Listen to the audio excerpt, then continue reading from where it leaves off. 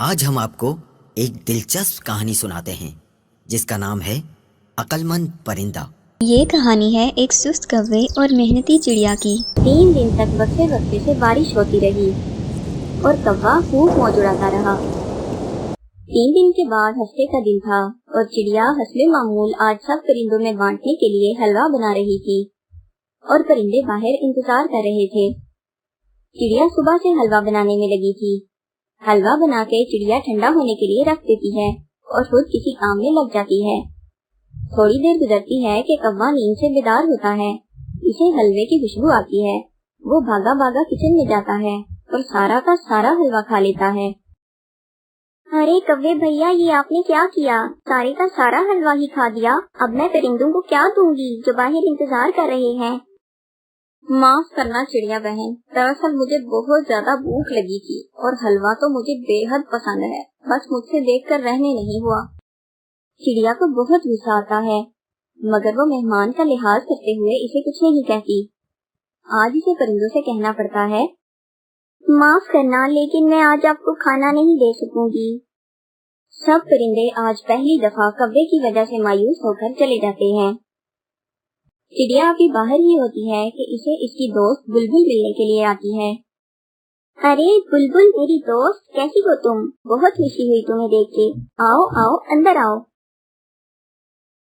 بلبل اندر آ کے کوے کو سویا ہوا دیکھتی ہے۔ ارے کالو کوا، یہ یہاں کیا کر رہا ہے؟ کیا تم اسے جانتی ہو؟ ہاں، اسے تو پچھلے محلے میں سب جانتے ہیں۔ نہایت ہی سست، کاہل اور ایک نمبر کا فراڈ کوا ہے یہ۔ اس کا خود محنت کر کے کھانے کا دل نہیں کرتا تھا، اس لیے یہ دوسرے پرندوں کے گھروں سے کھانا چوری کر کے کھاتا تھا۔ اس کا تو گھر بھی اپنا نہیں تھا، وہ بھی اس نے ایک الو سے مار کٹائی کر کے چھینا تھا۔ اچھا تو یہ بات ہے، مجھے تو اس نے اپنے بارے میں سب کچھ ہی غلط بتایا ہے۔ یہ یہاں میرے گھر پہ بھی اتنے دن سے مفت کی روٹیاں توڑ رہا ہے۔ میں نے تو اس کے ساتھ ہمدردی کی تھی، لیکن یہ تو یہی ٹھکانہ بنا کے بیٹھ گیا ہے۔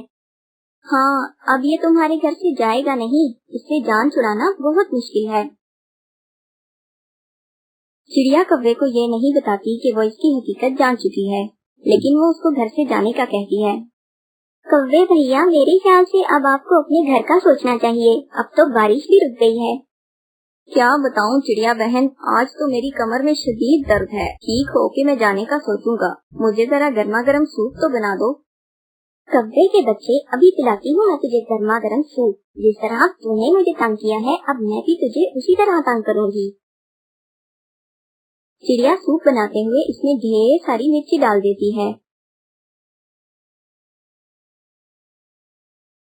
اور کوے کو پیش کرتی ہے۔ کوا ایک گھونٹ لگاتے ہی اس کا برا حال ہو جاتا ہے۔ چڑیا بہن، یہ کیا بنا لائی ہو؟ یہ میں نہیں پی سکتا۔ ارے نہیں نہیں کوے بھیا، یہ تو آپ کو پورا پینا ہی پڑے گا، پھر ہی آپ ٹھیک ہوں گے۔ آج آپ کو اس سوپ کے علاوہ کھانے کو کچھ نہیں ملے گا۔ چڑیا زبردستی اسے سارا سوپ پلا دیتی ہے۔ کوے کی رات تک حالت بری گزرتی ہے۔ اگلے دن چڑیا اس سے کہتی ہے، کوے بھیا، اگر کمر میں درد ہے تو آپ کو سوپ بنا دوں؟ نہیں نہیں، میرا کمر درد بالکل ٹھیک ہو گیا ہے۔ کوا جانتا تھا کہ اگر کسی بیماری کا بہانہ نہیں کروں گا تو چڑیا پھر سے مجھے جانے کا کہے گی، اسی لیے وہ کہتا ہے، چڑیا بہن، میری ٹانگوں اور سر میں بہت درد ہو رہا ہے، میں کچھ دیر آرام کرنا چاہتا ہوں۔ کوے بھیا، میرے پاس تو اس مسئلے کا ایک بہترین حل ہے۔ میری بھی جب ٹانگوں میں درد ہوتی ہے تو میں بھی یہی کرتی ہوں اور فوراً ٹھیک ہو جاتی ہوں۔ چلیے میرے ساتھ۔ بس ابھی آپ کو 2 گھنٹے یہی بھٹکنا ہے، دیکھیے گا آپ بالکل ٹھیک ہو جائیں گے۔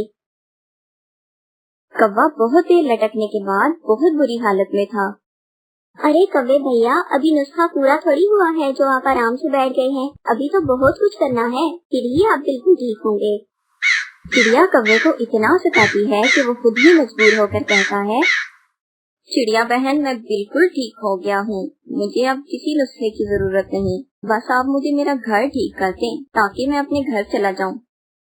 کوے بھیا، مجھے تو میری دوست ملنے کے لیے آ رہی ہے، میں آپ کی مدد نہیں کر سکتی، اب تو آپ خود ٹھیک ہیں، آپ خود اپنا گھر ٹھیک کر لیجیے۔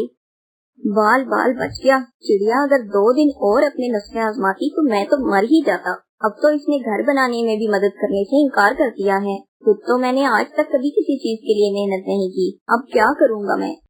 वो यही सोचता हुआ जा रहा था कि वो देखता है बुलबुल चिड़िया के घर की तरफ जा रही है। अब कौवे को समझ आई कि चिड़िया 3 दिन से इसके साथ क्या खेल खेल रही थी। कौवा समझ जाता है कि चिड़िया को इसकी हकीकत मालूम हो चुकी थी।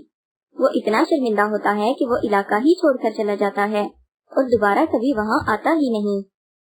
इस कहानी से हमें ये सबक मिलता है कि सुस्ती और काहली का अंजाम हमेशा बुरा ही होता है।